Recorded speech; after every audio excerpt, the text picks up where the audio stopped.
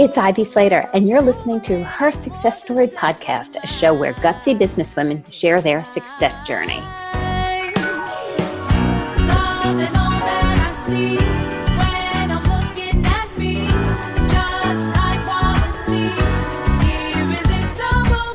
Hi, I'm Ivy Slater. Welcome to today's episode of Her Success Story.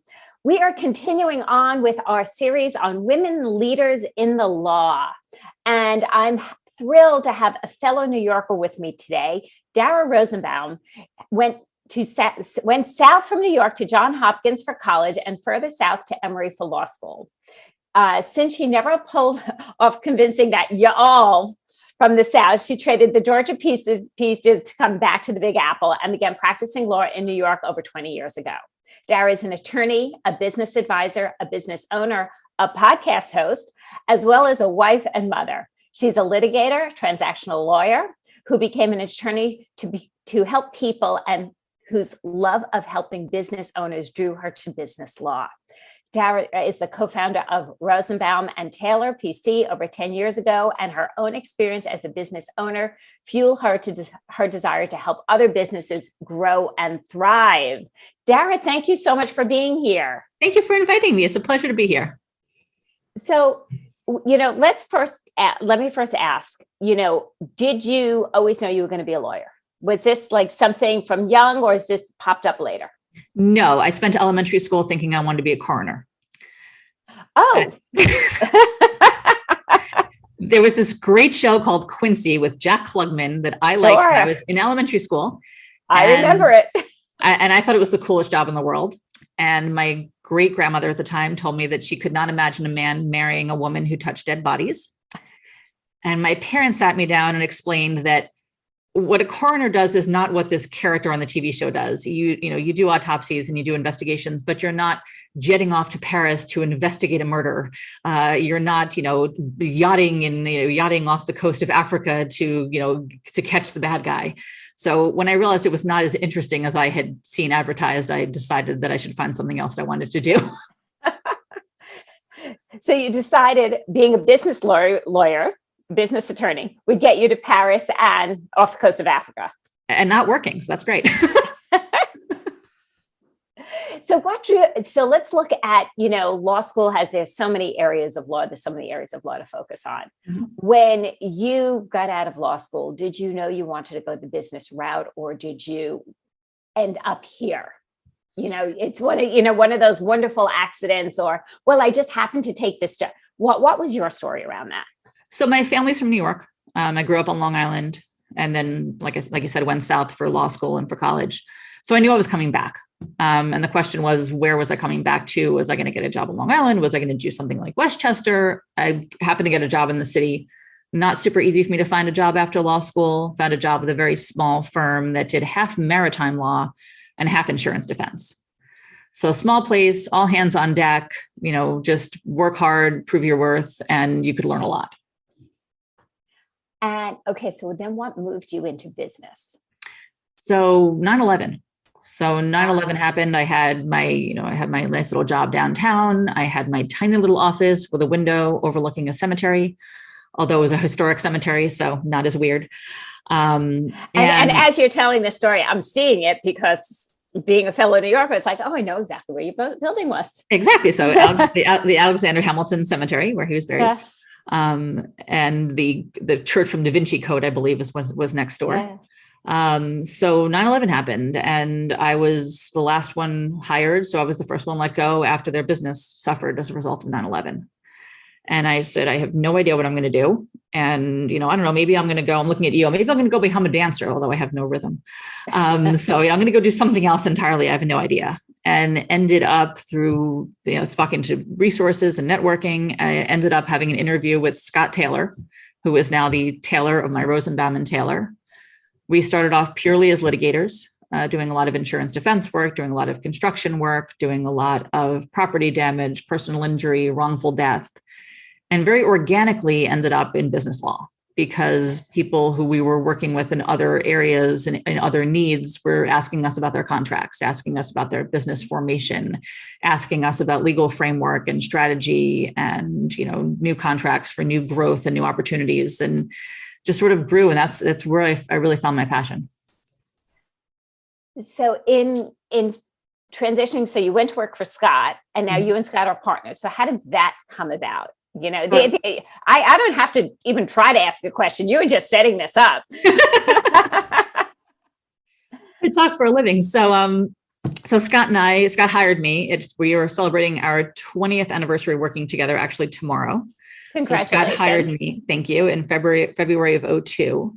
And we worked together. I was his associate for about 10 years. And we used to joke all the time, if this was Rosenbaum and Taylor, whatever the sentence was. If this was Rosenbaum and Taylor. And we finally looked at each other 10 years ago and said, you know what, I think it's time. And we had, developed great relationships with great clients. And we did a little tour around the country, shaking hands and kissing babies and telling everybody what our plans were. And very blessed that all of our clients and all of our cases came with us. Very nice. So yes. So on a Friday, we packed up all the boxes, and on Monday, we continued working the same cases under our own name. I love how you make it sound easy. And I respect that. There's still, you're working in business law, and there's a lot in setting up the business. There's actions. I love how you also talk about yourself as a business advisor. People often say to me, your husband's so lucky. He could, he has free business coaching. I was like, the one thing you don't do is coach your spouse. And, when people say, so they go to him, they're like, oh, so, obviously you buy into coaching. Your wife, does this, that, and the other thing, right? So who's your coach? And he goes, my attorney is my business advisor. And it's 100%. It has been for 20 years. So I love how you capture that. So share a little bit about all of a sudden being on the other side of the coin of starting a business and actually going through the process. They don't teach it in law school. I don't have an MBA. I never took a single business course. Scott and I talk about that lawyers become lawyers and go to law school to practice law. We don't go to school. They don't teach you anything about accounting or HR or business formation or managing people or managing resources. None of that was part of the education. It's all stuff we taught to ourselves. Thank goodness I have a business. That's right. I didn't know you guys didn't learn that either until I opened the doors. We taught it to ourselves in a lot of respects. We certainly made some mistakes. I did a sort of a beta test with this very promising new legal research software, which turned out to be absolutely atrocious. And spent 6 months undoing that mistake. Certainly made some hiring mistakes over the years, being, I think, probably overly optimistic about somebody's potential or somebody's fit when maybe there wasn't such a good fit. But we learned a lot on our own, and we learned a lot by asking lots of questions. And I'm not the kind of person who likes to ask for help. I don't do it naturally in my personal or professional life. I've learned how to do it because, I'm not reinventing the wheel. I'm not treading new ground in terms of having my own firm or doing business law. People have done it before me. So, okay, who did you use for this? How did you do this? Who's your accountant? Who do you talk to for this? When you run into this problem with the payroll company, what did you do? So you ask lots of questions. And who did you find as some of your resources? Did you go to your colleagues? Was there networking groups? And it, again, I don't want it to sound so easy because I know when I started out, I had owned a company for many, many years. I was in the industry for over 20 some odd years. I had my own business for over a dozen. I had partners for 5, 6, 7 years. I'd done this a long time. And I still, when I opened this company, like you said, it took me a while to realize I needed to ask for help. So what were your resources? So one of the things that we did that worked very well for us in the beginning was we had a PEO, a professional employment organization, sort of a one-stop shop for payroll, for healthcare, for HR, for IT support. So when we started, we went into executive suites where we already had desks and internet. We can just sort of plug in our computers and bring the files in. So that was sort of a one-stop shop to get us up and going. And then using the PEO, we had somebody managing a lot of the tasks that we had yet to learn. So when Scott and I started, it was just the two of us. And slowly we've grown to now we have 4 associates and we have 3 support staff. But in the beginning, we were, spending late nights, stuffing envelopes and going to the post office and all the things that you need somebody else to do at some point, but we were doing it ourselves. And I think that learning to go from the PEO and learning to take on all those tasks ourselves, I have a friend who owns an investigation company who's been running her own company for a long time, different field than me, but was able to tell me a lot of things about how she deals with personnel issues, how she was dealing, who she was using to release her copier from, where she was getting office supplies, who her accountant was, what payroll service she was using. So I leaned on a lot of people who had already vetted a lot of the resources that I needed. I love that. And I appreciate your disclosure because we so often, I think many of us, I think we're in the norm category of we don't ask for help, we just do.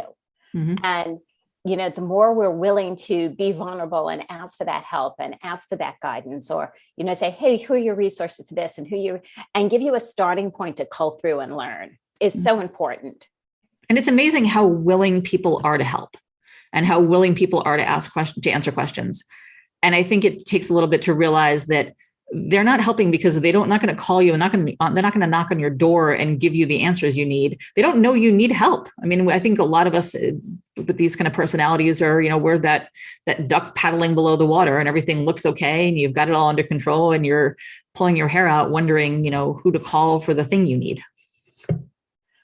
So what has surprised you in this journey? I think what surprised me is how male-dominated law still is. Mm. And I think it's sort of one of the industries that is slowest to change. I think, a lot of businesses started to go toward the casual Friday, excuse me, many, many years ago, and more casual offices, law were still in suits in court. So I think electronic records are sort of coming into law, but it's been a relatively recent development. And I was surprised early in my career, how often I was mistaken for the court reporter, or how often I was asked to be the one to take the lunch order if we were having a meeting, or be the one to take the notes if we were having a meeting, because they just assumed that as the young woman in the room, I must be administrative support. So I think that surprised me. It's happening less and less. It's certainly becoming much more woman friendly. I have a young daughter. I was still nursing when I came back to work and tried cases, and they actually do have rooms for nursing mothers now and accommodations in the courthouse, but you still get those occasional looks from some of the dinosaurs around that, you're not available to talk during lunch because you have other things you need to get accomplished for your daughter. It's interesting. It's interesting. And it's starting to, I think I'm going to be aware what I'm phrasing. So I think we are starting to see shifts mm-hmm. and shifts in so many ways. And, the pandemic has helped the legal field in a lot of ways modernize in a hybrid, remote, even in court, starting to eliminate paper trails, using more electronic. There's a lot of advancement there mm-hmm. from the pandemic. On the other side, I am seeing more and more female leaders in law. Mm-hmm. And it brings me so much joy of after having spent 20 years in a truly male-dominated industry where women didn't own printing companies. Right. It was not what women did. Mm-hmm. It was not the positions we had. Sales, maybe a little bit in the later years, not in the early years. Right.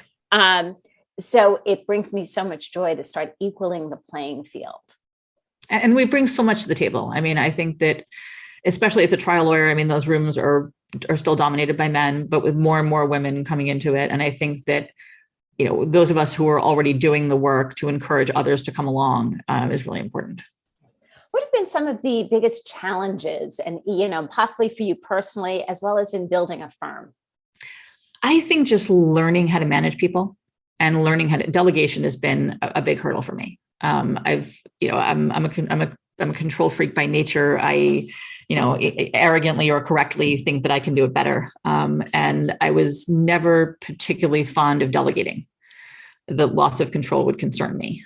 So I think that trusting people and building a really great team, which we have here, has been invaluable. But I think that it was a big hurdle for me personally to trust that other people would care as much, and I think I also had to trust in my own skills to manage them, and to teach them what they needed to know, and to guide them in the right way and ask the right questions, and let them make the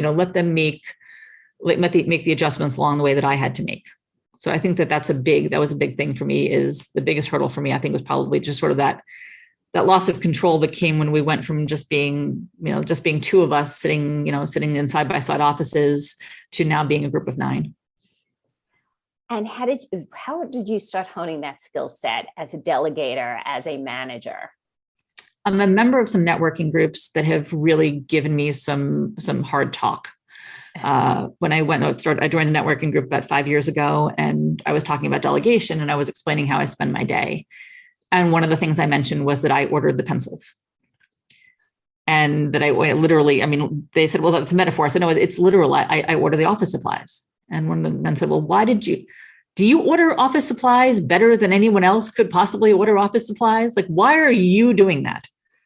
It's like, well, I know which ones we need. Like, could you tell somebody else how to do that?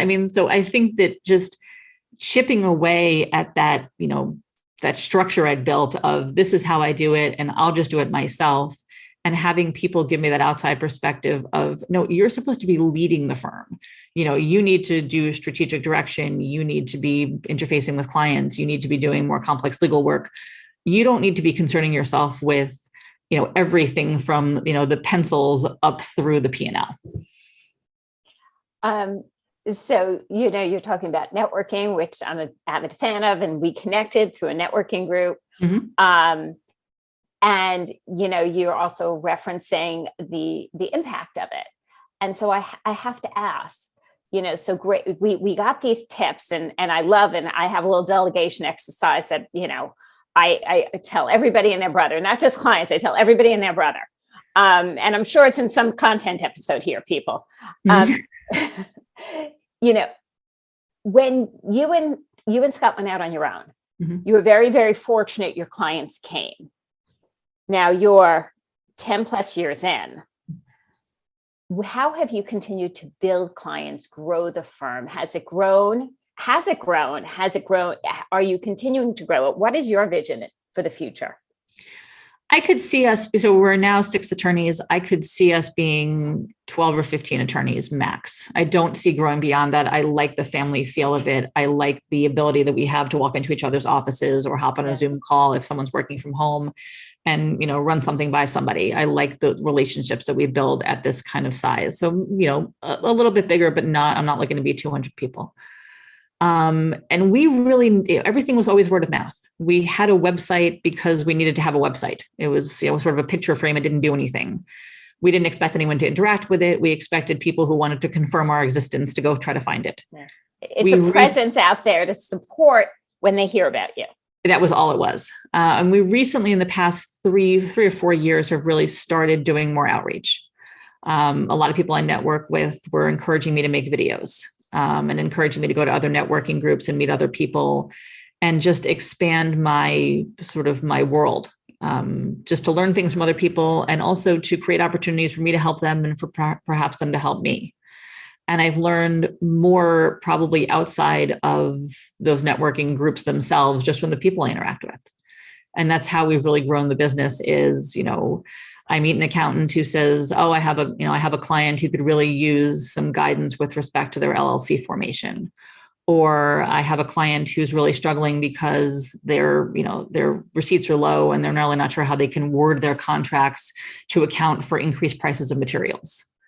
So a lot of it now is referrals, but we're actually finding that people are finding us now through videos that I post on LinkedIn, through content we put out on Facebook, through our blog, where we do, interesting information about business law, business strategy, business growth, all those kinds of things.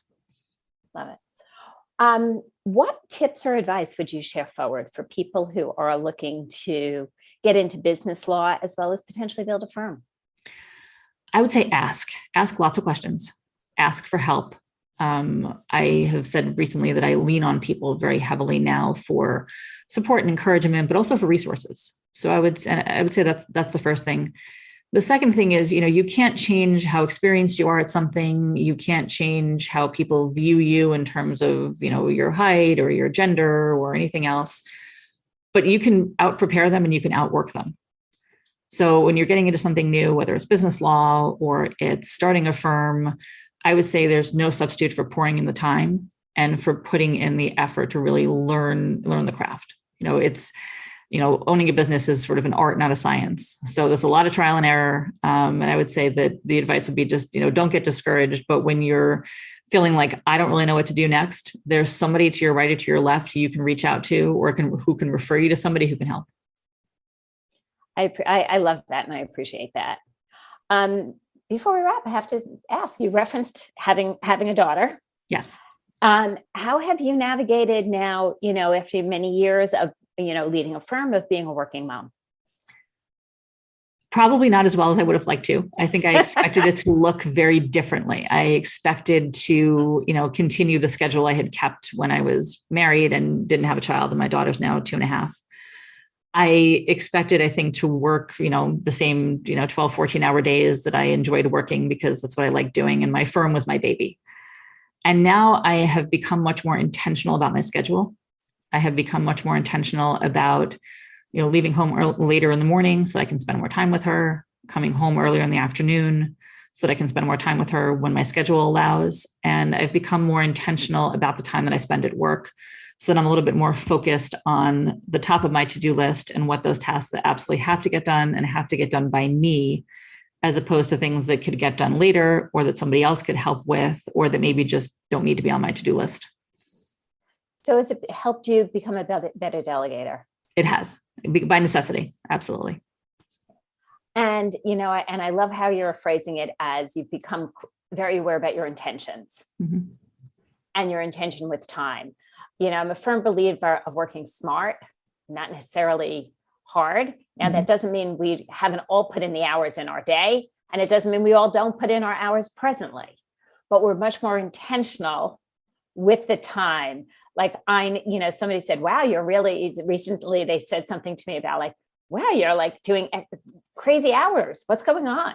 And I said, oh, I am going to be working less later in the month, because I'm going to go see my son right out in the West Coast, and I'm probably going to work half days. So I'm going to pack in the time. So I'm intentional. And I love how you're phrasing that. I'm intentional how I'm framing my time and being smart about it.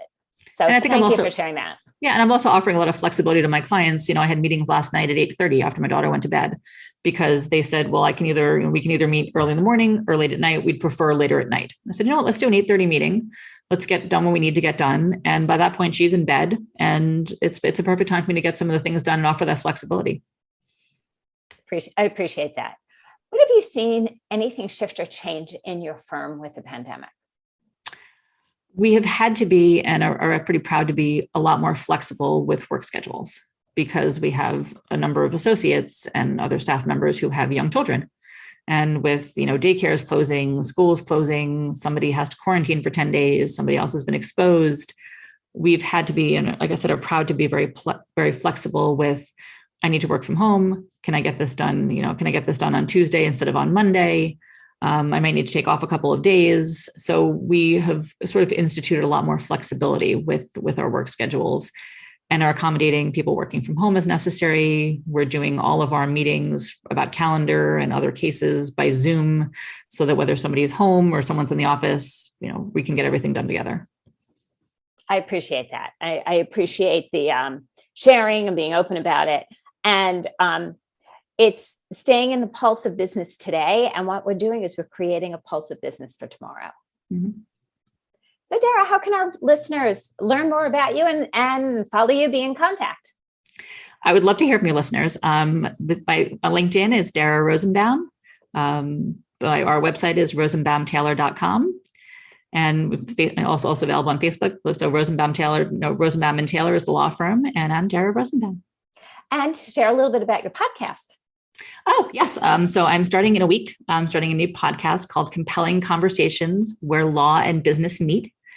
And my goal is to bring the listeners interesting people from the business world who have a story to share, who have either a great origin story or a great lesson that they've learned or some great perspective that they have. Because I feel like no matter what anybody has done or is doing, everybody has one of those. And I think that, like I said, from what I've learned from networking groups and from the people I've met, I've learned the most from having those conversations. So since we can't all meet each other one-on-one, I think a podcast is a great avenue for that. I love it. I love it. And listeners, all Dara's information is in the show notes below. I encourage you to reach out, follow, check out her podcast. We're all going to learn from it. And what I will say at the end of every episode of her success story. Hello there, guys. Take a breath and say, what is your takeaway or aha? What resonated with you during this conversation? Take a moment, notice it, and then commit to the action you're going to take from there. And feel free to put that in the notes below. Share forward. We're here to help you grow, scale, and be the best leaders and the best people we can all be together. Feel free to share her success story forward and hit subscribe. We come into your inbox every Monday morning with great new interviews and content. Thank you for joining us here today.